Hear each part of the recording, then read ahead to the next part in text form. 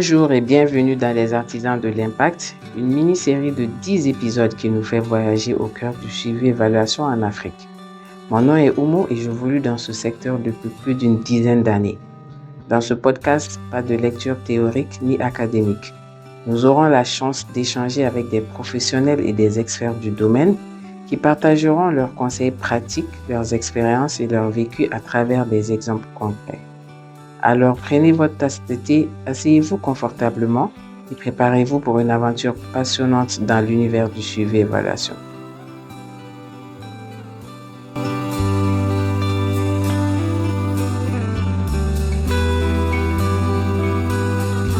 Bonjour Salimata et bienvenue aux Artisans de l'Impact. Très ravi de t'accueillir aujourd'hui. Bonjour Oumou, c'est un plaisir pour moi d'être avec toi ce matin. Excellent. Bon, moi, je t'ai découvert sur LinkedIn. J'ai un peu parcouru ton profil et j'ai vu que tu as évolué dans le monde du suivi-évaluation, tu es une experte en genre et présentement, si je ne m'abuse, tu offres beaucoup plus des formations en renforcement de capacité, tu fais de la consultation. Tout ça est vraiment très impressionnant. S'il te plaît, est-ce que tu peux me parler un peu de ton parcours et de comment tu t'es retrouvé dans le monde du suivi-évaluation?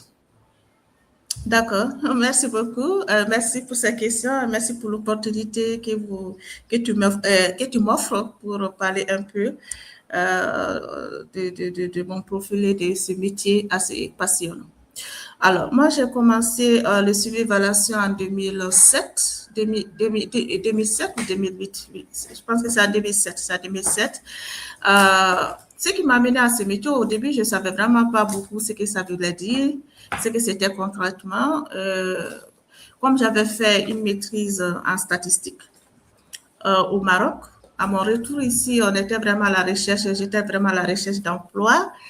Et quand j'ai vu cette offre-là dans l'essor, c'était en 2007, dans l'essor où on cherchait un assistant en suivi-évaluation avec le profil des statisticiens. Seulement, j'ai postulé. La première fois d'ailleurs, je n'ai pas postulé parce qu'il demandait 5 ans d'expérience et je n'avais pas d'expérience dans ce domaine-là. Et j'ai laissé passer. Je pense qu'ils n'ont pas eu quelqu'un. Après, ils ont encore relancé. Ils ont fait une publication dans les sources. C'est là que j'ai dit, ça il faut te lancer. On demande surtout ton profil suivi en statistique. On parle d'analyse des données. Donc, lance-toi. On ne sait jamais. Et Dieu faisant bien les choses, j'ai postulé comme ça. Et c'est là qu'on m'a fait confiance. J'ai été recrutée. C'était au PCDA, le programme de compétitivité et de diversification agricole. Et voilà, c'est comme ça que j'ai démarré dans ce domaine-là. Et quand même, quand j'ai commencé sur ce projet de la Banque mondiale, j'ai eu l'opportunité de suivre des formations. Qui étaient données par la banque. Et également, je me suis intéressée à la chose en faisant des recherches sur Internet et j'ai aussi appris sur le tas. Je faisais des activités de suivi-évaluation parce que j'assistais le directeur en suivi-évaluation. Donc, j'ai commencé à collecter les données. C'est moi qui faisais la collecte des données, qui faisais le stockage, les traitements et l'élaboration des rapports de suivi-évaluation qui aidait le directeur de suivi-évaluation dans l'élaboration même du rapport général par rapport à la contribution de suivi-évaluation dans le projet. C'est là que j'ai commencé à comprendre l'importance de supervision de terrain qu'on faisait et aussi de l'utilisation des informations qu'on collectait sur le terrain parce qu'à l'issue de ces supervisions-là, il y avait des constats et on faisait le feedback et les décisions étaient prises. Même si c'était pas à mon niveau, je voyais tout ce processus-là, comment ça se faisait et c'est comme ça petit à petit que j'ai commencé. Quand j'ai été le PCDA, après, j'ai évolué en tant que chargée de suivi-évaluation et de la centralisation des données au niveau du Conseil de lutte contre le sida. Après, j'ai été à Waterloo comme chargée de suivi-évaluation. C'est après Waterloo que j'ai commencé dans les projets maintenant de l'USAID. En tant que le premier projet que j'ai fait de l'USAID, j'ai été là-bas comme manager suivi-évaluation, formation et communication. Et après ce projet-là, j'ai fait un break pour faire des consultations. Ensuite, j'ai repris sur un autre projet en tant que conseillère suivi-évaluation, ce qui était un projet de santé. Et après, j'ai été à l'UNESCO. Après l'UNESCO maintenant, j'ai décidé de me consacrer à mon centre que j'avais créé en 2019 pour faire des consultations et des formations dans ce domaine-là et partager un peu mon expérience, les expériences acquises, les connaissances acquises sur ces années par rapport au domaine du suivi évaluation avec d'autres qui pourraient être intéressés. J'ai été à l'UNESCO.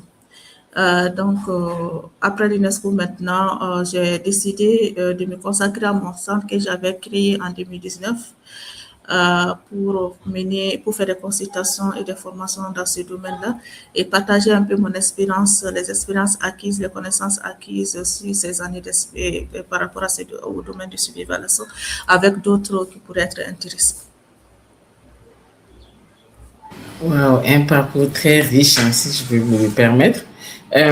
Donc, ça fait plus d'une vingtaine d'années que tu évolues dans ce domaine. Est-ce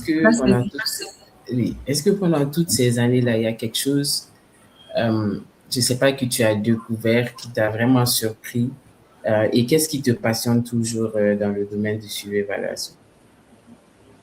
En fait, ce qui me passionne, c'est en fait comment les informations peuvent renforcer l'impact. C'est-à-dire comment les données qu'on collecte arrivent à influencer et à renforcer l'atteinte des objectifs, donc à contribuer à l'impact, au développement et au changement que les initiatives de développement souhaitent amener au sein d'une communauté. C'est surtout ça. L'important de la prise de décision basée sur des faits et non sur des sentiments, sur des préjugés, mais vraiment sur des faits. Et là, ce parcours m'a permis de comprendre l'importance des données, l'importance d'une prise de décision basée sur des preuves, des évidences. Et c'est ça qui fait toujours vraiment la différence. Et la deuxième chose aussi, c'est qu'en fait, je me suis rendu compte que qu'importe le projet, qu'importe le domaine d'intervention, qu'importe le projet, s'il n'y a pas de suivi, si on ne suit pas comment c'est fait, si on ne suit pas comment nous sommes en train d'atteindre les objectifs que nous sommes fixés, on risque d'avoir un projet qui ne va engendrer aucun résultat, qui sera voué à l'échec. Et ça, c'est vraiment ces deux éléments essentiels que j'ai compris. Le troisième élément que j'ai compris, c'est vraiment la question de la redevabilité. Surtout la redevabilité descendante. J'ai constaté en fait que s'il n'y a pas de mécanisme pour prendre en compte la vie des communautés bénéficiaires, pour prendre en compte leurs préoccupations, que ce soit par rapport à leurs besoins, que ce soit par rapport à leur avis sur ce qui est en train d'être fait pour eux, on risque aussi d'aller à l'échec. Parce que j'ai eu des cas concrets par rapport à ça et c'est là vraiment que j'ai compris toute l'importance de la redevabilité descendante. Oui, je pense que ça, c'est très pertinent. Il y a beaucoup d'organisations qui font cette erreur. Les interventions sont faites vraiment pour répondre aux exigences des bailleurs, mais parfois, on oublie vraiment d'impliquer les communautés comme il le faut. Donc, c'est très important, effectivement, la redevabilité. Lors de ton introduction, tu as parlé du renforcement de capacité. Donc, je crois comprendre que présentement, c'est vraiment ton activité phare. C'est bien ça, le transfert de compétences. Moi, je voulais que tu me parles un peu déjà de la différence entre une formation et un renforcement de capacité. Parce que je pense qu'il y a beaucoup de personnes qui font la confusion. On utilise ces termes-là comment on dit ça? On utilise ces termes de la même manière. Donc, quelle est la différence entre ces deux concepts déjà? Et aussi, selon ton expertise, comment est-ce que, en tant que MEL, on peut conseiller les organisations pour lesquelles nous travaillons à aller au-delà du transfert de compétences ponctuelles pour créer vraiment un véritable levier d'autonomisation pour nos bénéficiaires? Donc, je m'explique, la plupart du temps, on vient, on les forme, on forme les communautés et puis on s'en va. Mais comment est-ce qu'on peut mettre un système vraiment qui les aide à s'autonomiser pour que ça soit vraiment des interventions durables? Voilà. D'accord. Alors, la première chose, d'abord par rapport à la première question, effectivement, actuellement, je suis vraiment investie dans tout ce qui est renforcement des capacités qui va au-delà de la formation. Si je dois parler de la différence entre les deux, la formation, c'est une activité ponctuelle et planifiée et pour transmettre des connaissances dans un domaine précis, pour renforcer les compétences dans un domaine précis qui peut se faire dans un cadre assez structuré comme dans une salle de formation, mais quand même dans un espace dédié à cela. Et chaque formation a des objectifs bien précis. Ça a pour objectif de renforcer, d'inculquer, soit d'améliorer une connaissance bien précise, de renforcer ou d'améliorer des compétences bien précises à l'endroit d'un groupe de personnes sur un tas bien défini. Alors que le renforcement des capacités est plus large, ça parle plus de, ça peut être un processus vraiment continu qui n'est pas une activité forcément ponctuelle. Et la formation fait partie de ça. Il y a beaucoup d'activités qu'on peut rentrer dans le renforcement des capacités, comme les formations, comme le coaching, comme le mentorat, comme la dotation des kits à des individus. Ça peut être un paquet où on va mettre dans ce paquet la formation, le coaching, la dotation des kits. Ça, c'était vraiment des exemples par rapport au renforcement des capacités. C'est pour qu'en fait, à l'issue de ça, ce renforcement des capacités vise à généralement l'autonomisation des groupes cibles selon par rapport à un objectif bien précis. Par rapport à un objectif bien précis. Par exemple, si je prends un peu ce que nous faisons au niveau, par exemple, de CFED, on essaie de renforcer les capacités des organisations en suivi et évaluation, surtout des organisations locales, comme des ONG locales, parce on s'est rendu compte en fait qu'il y a beaucoup de défis et c'est assez négligé et on s'est rendu compte en fait, malgré c'est vraiment dommage parce que souvent ces organisations-là ont de gros financements, mais malheureusement, jusqu'à présent, ils ont des problèmes à capitaliser et les acquis, ils ont des problèmes vraiment à collecter des informations pour mieux guider leur intervention. Ils sont surtout dans un processus de faire sans forcément prendre en compte leur propre vision, mais seulement scotcher sur la vision des bailleurs qui les financent. Et ce qui fait aussi qu'après les financements, ces organisations-là qui ont quand même eu des financements assez conséquents risquent de tomber encore dans une certaine précarité par rapport à leur stratégie de mise en œuvre, une certaine précarité opérationnelle. Alors, notre programme de renforcement des capacités, par exemple, à l'endroit de ces organisations, c'est tout un paquet. On fait des formations et ensuite, on les donne des outils et on suit. On fait un processus de mentorat. Des mentorats, on va dire coaching pour les aider à chaque étape à arriver à un niveau pour en fait, à la fin, en fait de compte pour qu'ils puissent pour qu'elles puissent avoir un système autonome que eux-mêmes ils peuvent gérer. Et voilà, ça c'est un exemple de renforcement des capacités qui inclut la formation, l'accompagnement et les outils. Alors, par rapport à ta deuxième question, si j'ai bien compris, c'est la différence, comment aller au simple par rapport à l'autonomisation des communautés, comment dépasser les stades de simple formation. Exactement.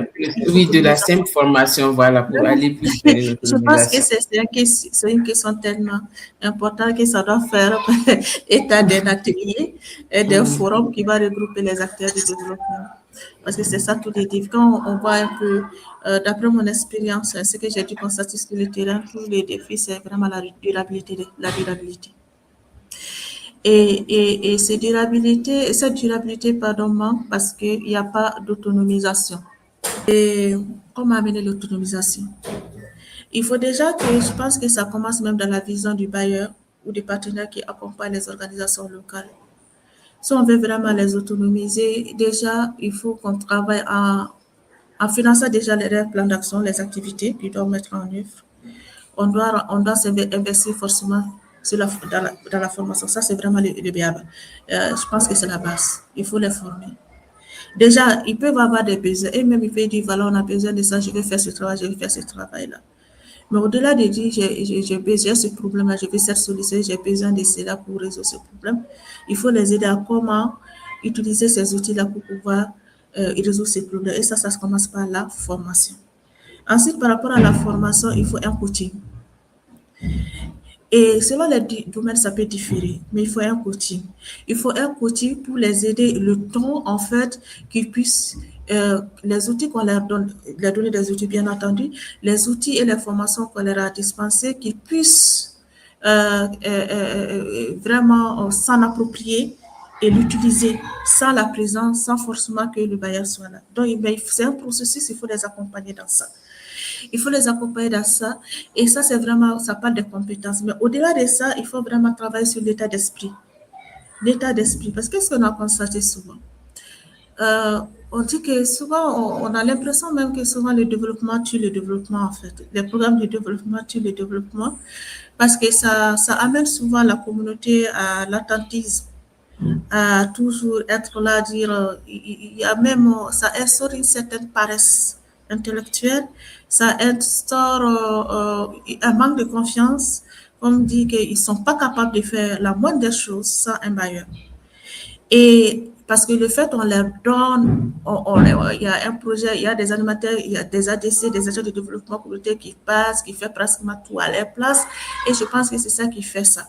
Et souvent, les sollicitations, maintenant, il y a des projets qui demandent bien entendu la contribution communautaire, mais souvent, c'est pas assez, on les implique pas assez, à mon avis, dans le process, on leur donne.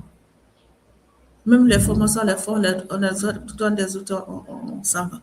Si je prends le cas des femmes, parce que je me dis, c'est vaste, ça va dépendre vraiment par domaine, ça va dépendre du domaine et du contexte.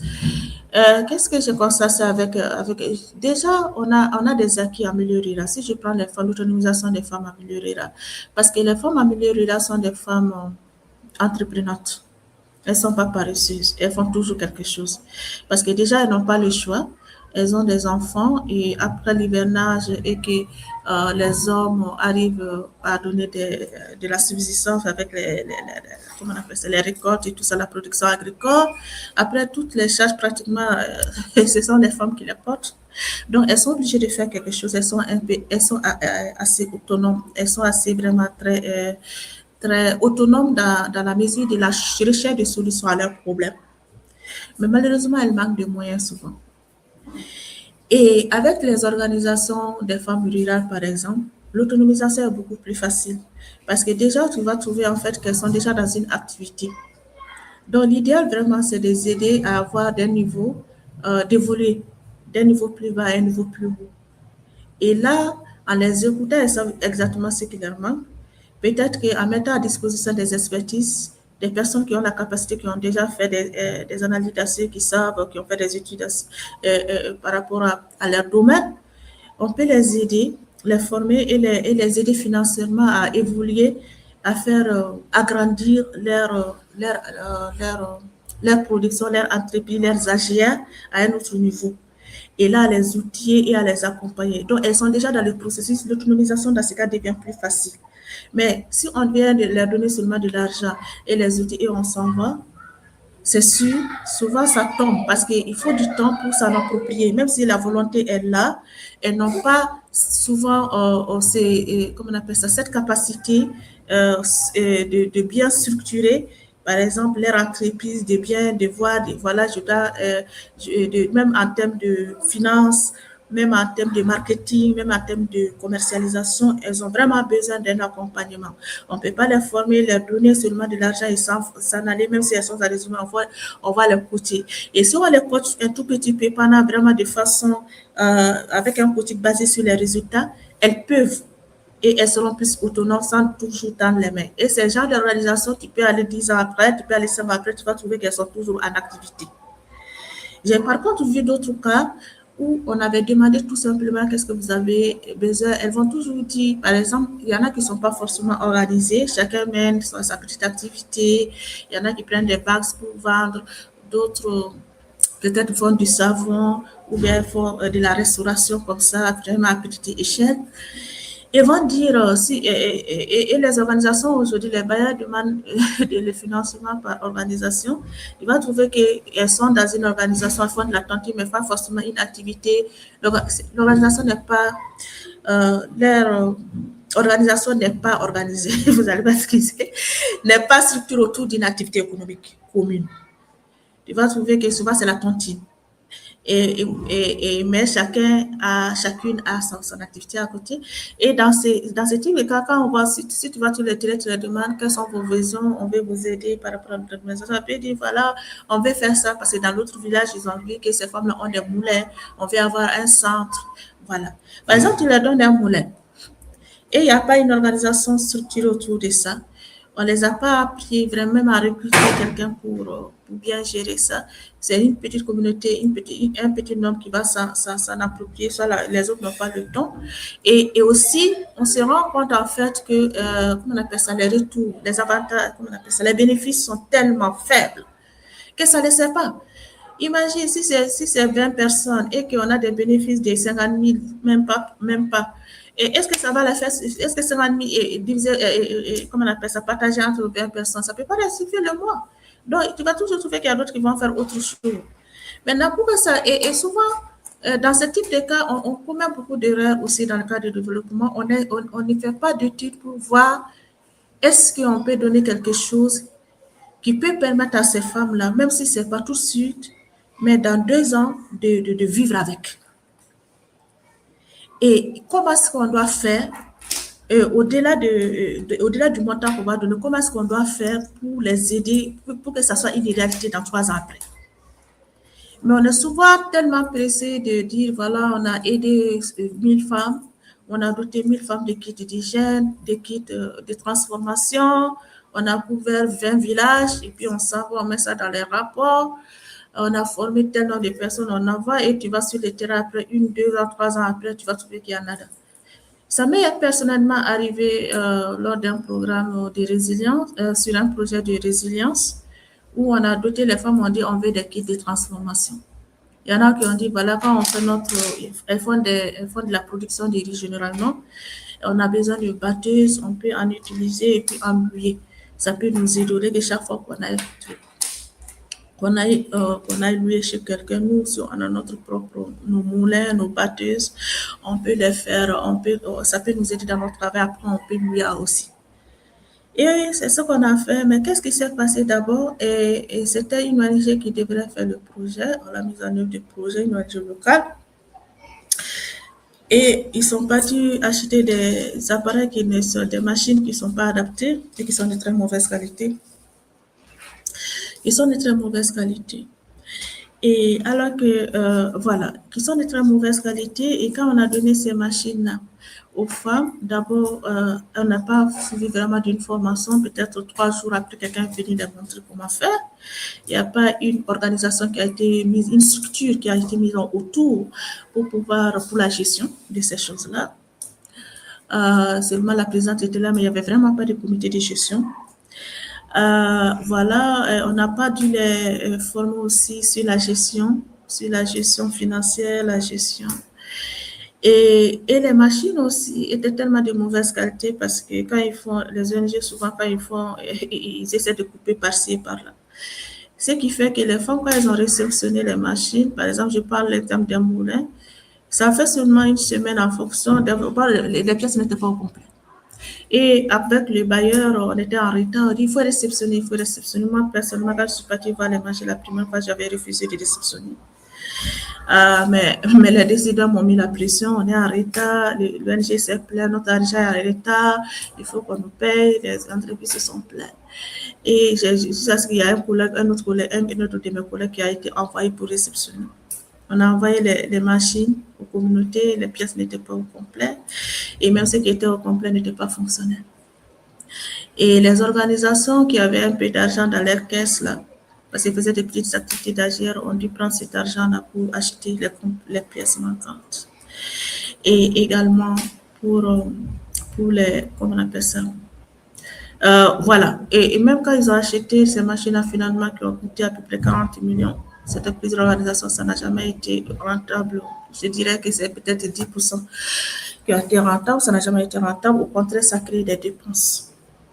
Et là, quand on partait en suivi, il nous disait, franchement, il nous le disait, les femmes-là, on disait, voilà, on écrivait à l'ONG qui avait imposé son entreprise pour, comment on appelle ça, pour les cadres. Voilà, c'est des exemples de terrain. Et qu'est-ce qui se passe? On rapporte, il y a pas le courage de prise de décision. J'ai oublié de le dire. Ça, c'est un facteur d'échec de l'autonomisation et de la réussite des projets. Quand l'information monte, on accuse, par exemple, l'agent du projet ou le suivi évaluateur n'a pas le suivi, mais en fait, c'est pas une question de suivi. Souvent, on a l'information. Il suffit de faire une petite mission pour avoir toutes les données. Le terrain ne ment pas. Mais seulement, quand tu amènes, ce qui fait défaut, c'est la prise de décision courageuse. Parce que c'est pas l'agent qui a acheté les machines, c'est pas l'agent qui met en œuvre. Il faut aller là où le problème se situe. Le problème se situe au niveau de l'ONG, le problème se situe au niveau de l'entreprise. Et si ça défale, il faut prendre le courage, soit vous corrigez, soit on donne le contrat à une personne. Et il faut aussi, sur un projet, prévoir des montants, comment on appelle, des risques, pour pouvoir corriger, même si c'est déjà fait. Sinon, ça.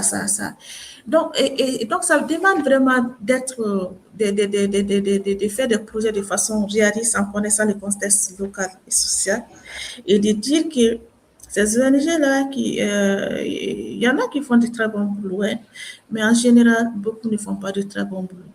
Si beaucoup faisaient du très bon boulot aujourd'hui, avec tout l'investissement qu'on a fait dans le domaine du développement, dans certaines communautés dans les circuits de ce niveau-là, il y a un problème, il y a lieu de se questionner sur le rôle de l'énergie, il y a lieu de se questionner sur le rôle de l'État, il y a lieu de se questionner sur le rôle des bailleurs.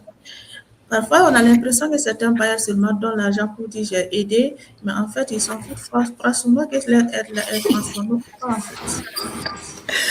Oui. Et donc, je pense que tout le monde doit réfléchir à cette question, vraiment se dire, avoir le courage de soulever des problèmes et de proposer des solutions. J'ai été trop loin. Non, c'est parfait. Tu viens de faire penser à une autre question. Tu sais en tant que mail, en tant que suivi évaluateur, on n'a pas trop d'autorité. Moi, je nous vois plus comme un conseiller au sein de l'organisation. Nous sommes là pour conseiller le management, conseiller l'équipe projet. Donc, tu viens de toucher à quelque chose. Imagine, ça nous est arrivé à nous tous en tant que suivi évaluateur. Tu vas sur le terrain et tu vois que les choses ne se font pas correctement. Par exemple, même pour la formation, déjà, des fois, on se rend compte que le contenu de la formation vraiment n'est pas adapté aux bénéficiaires. Que des fois, ça peut être trop technique pour le public cible. Ou bien tu vois que les activités sont en retard. En tout cas, il y a beaucoup de problèmes sur le terrain. Et même ce que tu viens de mentionner, du matériel ou des équipements qu'on achète, mais qui ne sont pas de bonne qualité. Maintenant, au retour, tu fais ton rapport. Comment est-ce que tu peux gérer la situation pour qu'il n'y ait pas trop de friction entre toi et le management ou toi et l'équipe projet? Comment est-ce qu'on le fait? Est-ce que ça t'est déjà arrivé? Je sais qu'il faut beaucoup de courage, mais au-delà du courage, qu'est-ce qu'on peut faire vraiment pour gérer cette situation-là? Pour déjà amener les gens à changer leur pratique, leur manière de faire, et aussi pour qu'il n'y ait pas trop de tension entre le mail et puis les autres équipes. Je pense que ce que tu viens de dire, ça malheureusement, c'est la réalité de tous les mails. Tu as tout à fait raison quand tu dis en fait que le suivi évaluateur est un conseil. Notre rôle, c'est de mettre à disposition les informations pour guider la prise de décision afin que nous puissions atteindre de façon optimale les résultats, les objectifs fixés. Et là où le suivi évaluateur, on peut dire qu'il a manqué à son devoir, quand il n'arrive pas à donner l'information au moment opportun et que ce soit de l'information de qualité qui peut guider les actions. Ça, je pense que c'est là seulement que si un suivi évaluateur n'arrive pas à faire ça, c'est ça là qu'on peut dire qu'il y a un problème. Sinon, par rapport au reste, c'est une question de management, de prise de décision. Et je peux dire que, en fait, quand on est recruté sur des thèmes de référence sur des objectifs bien précis. Donc, il faut toujours quand même travailler par rapport à l'atteinte de ces objectifs-là. Donc, de jouer ton rôle. Que ces informations frustrent ou pas, il faut les faire. Mais seulement, en fait, un suivi évaluateur aussi, je pense que c'est quelqu'un qui doit avoir beaucoup de compétences en communication et en travail d'équipe. Moi, j'ai vraiment appris dans le tas parce que quand je commençais, je suis passée par tellement de phases. Des phases où j'amenais des informations, on me dit, tu nous prends pour qui, tu es toujours là, tu es notre gendarme, tu es toujours là en train de nous contrôler. Et déjà, quand l'équipe pense que tu es là en train de les contrôler, tu décides de ne pas atteindre tes objectifs, tu décides de ne pas être très vraiment efficace. Et donc, un suivi évaluateur, j'ai compris qu'un suivi évaluateur doit travailler sur cet aspect pour qu'ils acceptent tes informations. Et je pense que ça commence dès le début. Comment? Par rapport à la mise en œuvre du système. On a des indicateurs, on traque des indicateurs. Il faut qu'au moment, d'abord, que les indicateurs soient partagés et compris par tout le monde. Que tout le monde s'en approprie et qu'on veut dire que c'est quoi. Toi, tu es un facilitateur, le suivi évaluateur est un facilitateur, mais le fait d'impliquer tout le monde demande aussi vraiment le leadership du manager. Qui doit vraiment dire que voilà, prenez ça au sérieux. Voilà.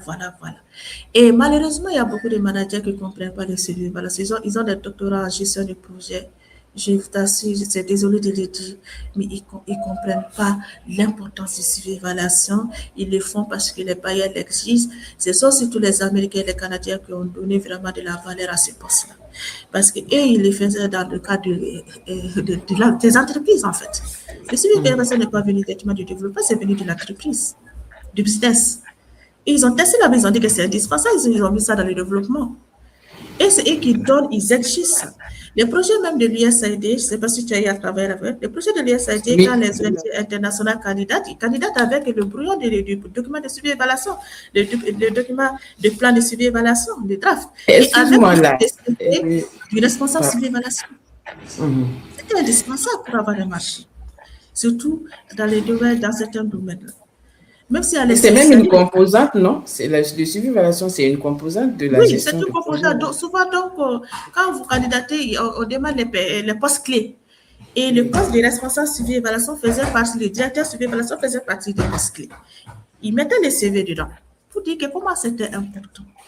Donc, comme je le disais, par rapport à cette appropriation, pour éviter, pour avoir moins de frustration et pour que, au moins, les informations qu'on amène puissent vraiment aider à la prise de décision, des idées dès le départ, il y a nécessité que tout le monde soit d'accord avec les indicateurs, comprenne les indicateurs, la définition des indicateurs, comment c'est calculé, pourquoi ça sert ce résultat-là. Et si ça ne sert pas, si on n'arrive pas à l'éteindre, quelles sont les conséquences, qu'est-ce qu'on peut faire. La deuxième des choses, quand on fait des outils de collecte de données et qu'on écrit notre protocole de collecte de données, il faudra vraiment les partager et que ça soit validé en équipe. On va dire, voilà, on va prendre cette information, telle personne va collecter, si c'est des adressés qui collectent l'information, ce sera collecté auprès de tel répondant, et aussi la validation, celui qui est responsable de ces indicateurs, c'est telle personne. Ce n'est pas le suivi évaluateur qui est responsable des indicateurs, je suis désolée, ce sont les indicateurs de suivi évaluation. Si on dit la mise en place d'une plateforme de suivi évaluation, tu es responsable de ça, et le nombre de plateformes mises en place, mais le reste, c'est les spécialistes qui sont responsables des indicateurs, hein. Et toi, tu es là seulement pour donner l'information, tu n'es pas dans la prise de décision. Et quand ils sont d'accord, ils s'approprient les outils, ils s'approprient les mécanismes où on va comment collecter l'information. Il y a un mécanisme primordial qui est là, qui se trouve au niveau de l'utilisation des données, c'est comment est-ce qu'on va faire la revue de performance. C'est là, si on arrive à mettre ces trucs en place, c'est là que vraiment la charge devient moindre et ça diminue les frustrations. La revue de performance est primordiale. On peut le faire de façon trimestrielle, on projette et toute l'équipe est là pour regarder les indicateurs. On voit, voilà, il y a des indicateurs de produits qui sont changeables. Ça dépend en vrai de la durée de changement des différents indicateurs. S'il y a des indicateurs rapides qui sont traqués de façon hebdomadaire et qu'on doit mesurer les résultats de façon mensuelle, il est intéressant de faire des revues mensuelles. Sinon, on peut faire des revues trimestrielles et là, on projette. Les indicateurs, on sait qu'ici il y a un problème, ici il y a un problème, ici il y a un problème, ici c'est bon, ici c'est bon. Maintenant, les responsables qui sont responsables de ces indicateurs, c'est eux qui vont dire qu'est-ce qu'on va faire, mais qu'est-ce qui se passe. Et quand ils disent ce qui se passe, après on fait la mission sur le terrain. S'ils savent pas, s'ils disent pas, lors de ces réunions, c'est documenté. On fait un rapport, on dit voilà, les décisions qui sont prises, c'est là qu'on doit prendre. On ne doit pas sortir de ces revues de performance sans une prise de décision. Et ces résultats sont pris, qui doit les exécuter, les responsables pour les actions identifiées pour corriger. Et c'est là aussi que le suivi évaluation va traquer et conseiller les personnes. Voilà, on a dit que toi tu dois faire ça, on doit les rappeler aussi. Suivre ça avec eux. Et cette implication de l'équipe, ça va faire en fait que tout le monde va essayer de s'approprier et que le suivi évaluateur et le suivi évaluation au sein de l'organisation va devenir une culture. On va l'intégrer dans la culture de l'organisation. Parce que tout le monde sait que... Et là, souvent, on associe aussi avec le plan de travail. On essaie de voir les activités ont été réalisées parce que le plan de travail et le plan de performance, c'est différent. Même si souvent il y a des projets qui font la confusion, les plans de travail, c'est tout simplement les activités qu'on avait dit qu'on va élever. Est-ce que ça a été fait? Après, on regarde les indicateurs de performance par rapport à ça. Et toutes ces réunions-là, il faut des trucs. Et souvent, nous, on a fait sur les derniers projets, par exemple, les SAD sur lesquels j'ai travaillé, on faisait ça de façon mensuelle, de façon trimestrielle. Et on essaie de faire, tellement on voulait l'intégrer, et on a essayé de faire ça avec le plan de travail.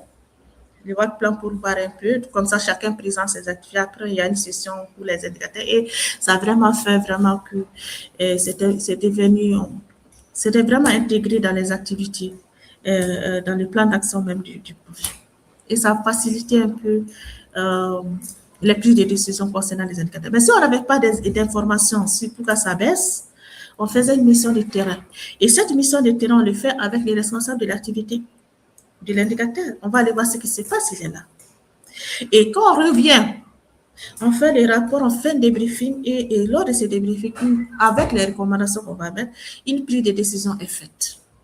Et il faut suivre. Il faut suivre.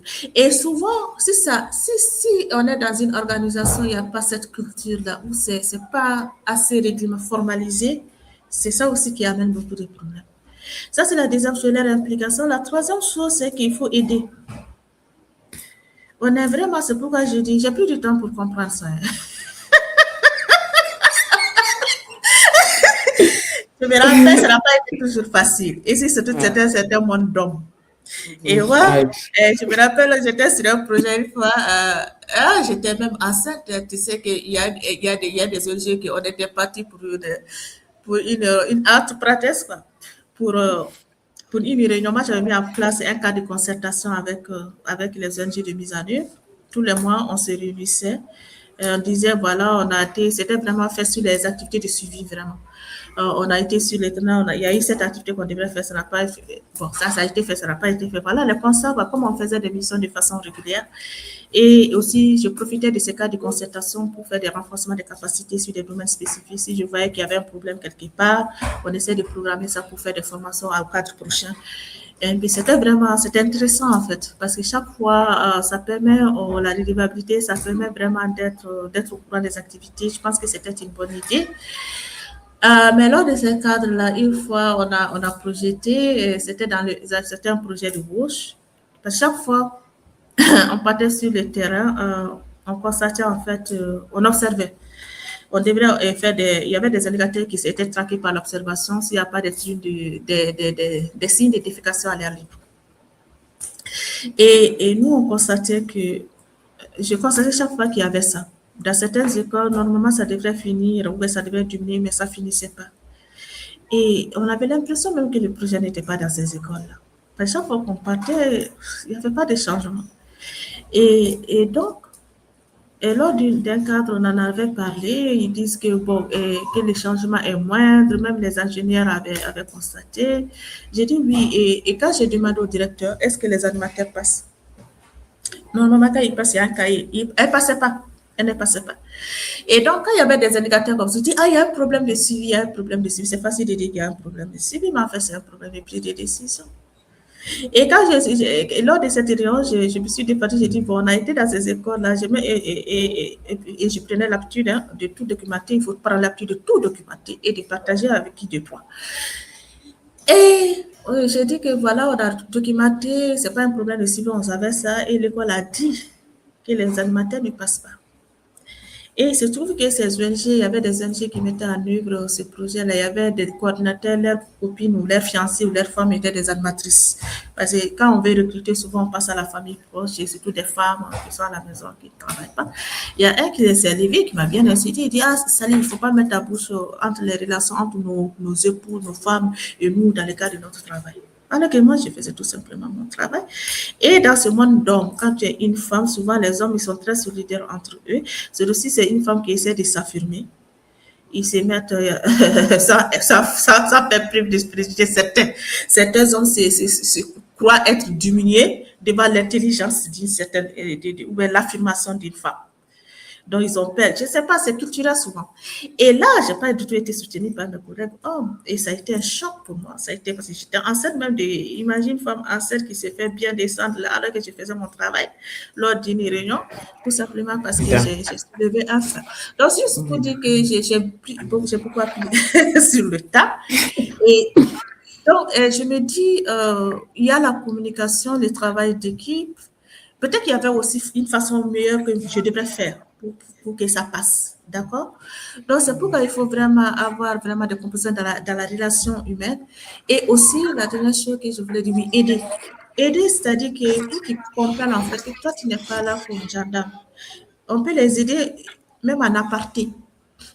C'est-à-dire que quand tu travailles, parce qu'un superviseur travaille avec des spécialistes, même avec des ingénieurs, si on voit qu'il y a des ingénieurs qui ont des problèmes, aller chez eux pour discuter comment est-ce qu'on peut, on a constaté ça, ou les impliquer à des réunions de feedback, comment est-ce qu'on peut faire selon vous pour améliorer ça et tout ça.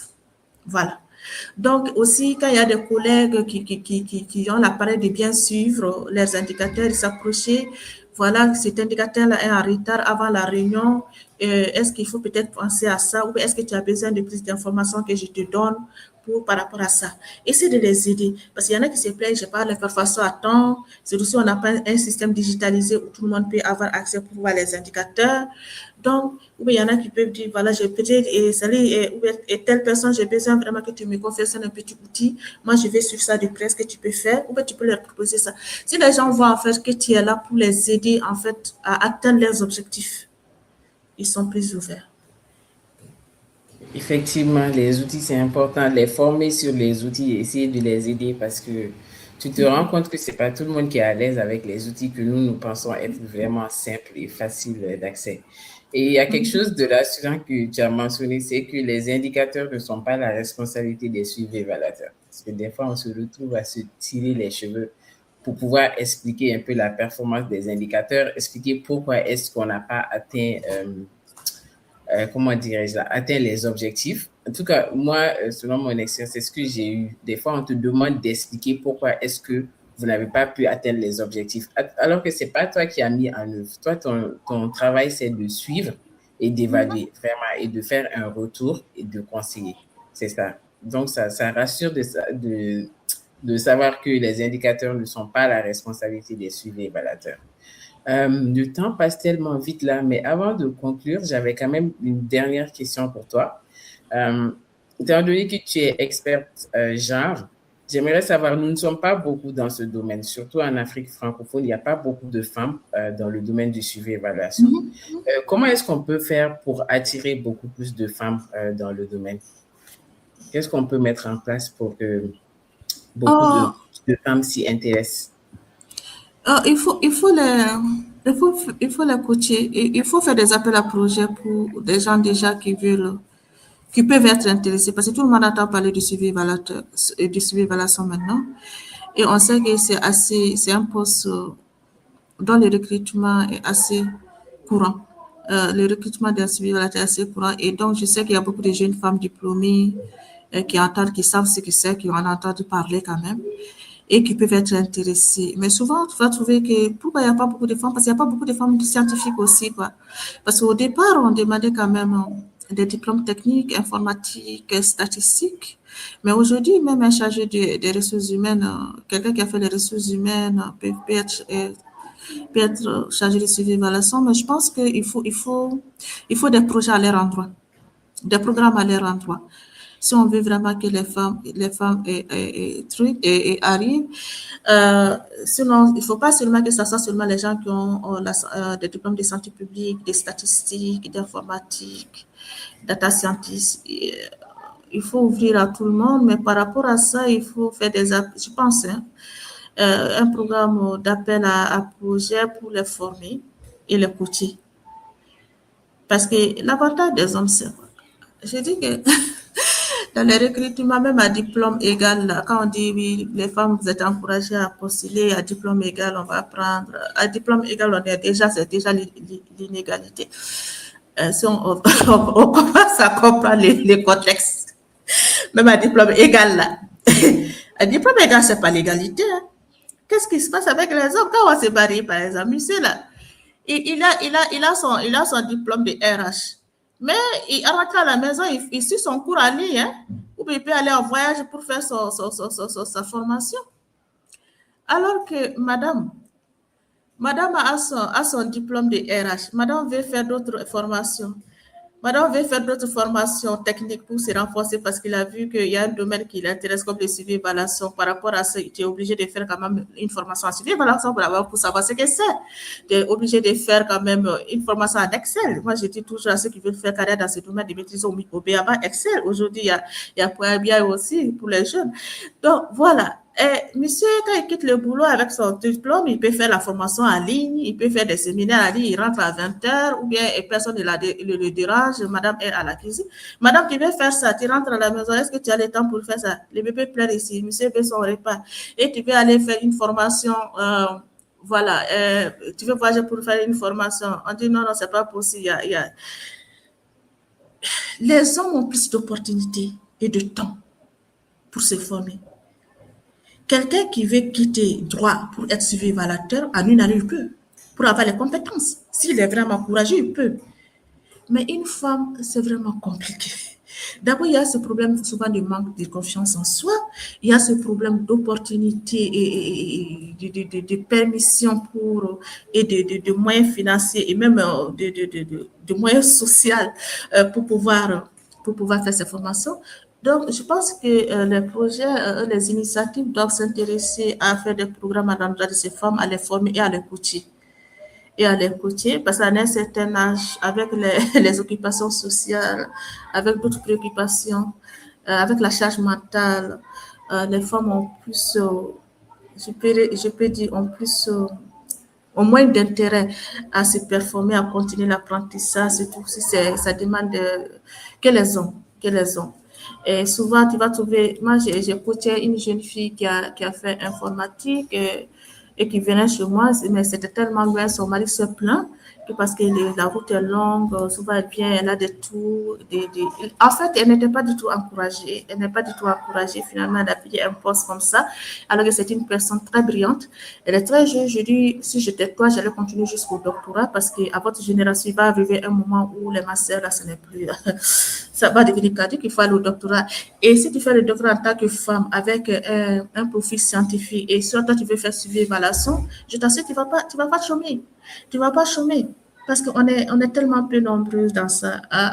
Donc, mais finalement, elle a laissé à court des charges, je me dis, c'est des charges sociales, même si elle avait l'intelligence et puis elle s'est découragée, le fait de la nuit, de s'asseoir pour travailler et tout ça.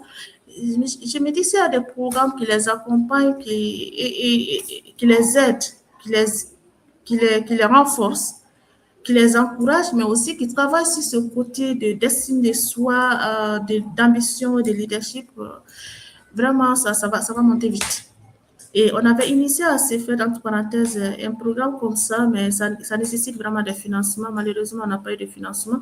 Mais je me dis, il y a des réseaux, je pense qu'il y a Africa qui pense à ça.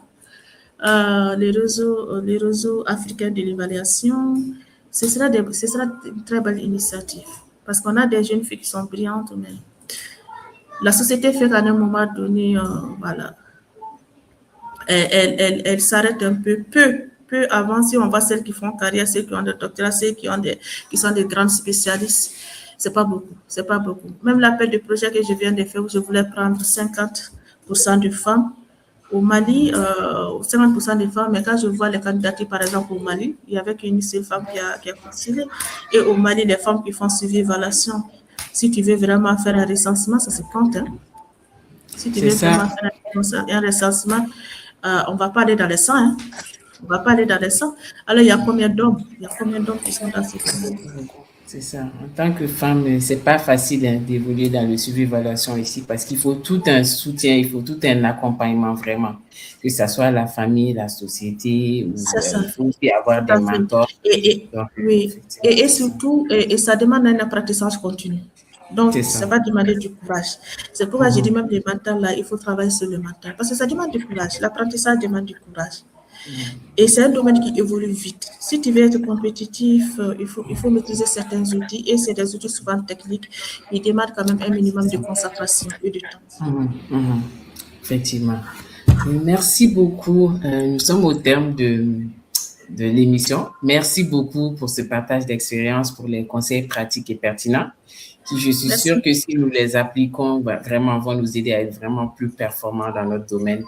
Peut-être si tu peux partager pour ceux qui seront intéressés à te suivre ou à entrer en contact avec toi pour tes services, si tu peux nous dire où est-ce qu'ils pourront te trouver. Ok. Oui, il n'y a pas de souci. Moi, je suis plus présente sur LinkedIn. C'est Salimata Togora. Je pense que si on tape ça, on peut voir mon profil. Et par rapport à mon mail, c'est stogora@gmail.com, tout en minuscule. S c'est collé à Togora. Pas Togola, Togora. Voilà, c'est ça. Donc, on peut m'écrire sans problème. Je réponds toujours aux mails. Voilà.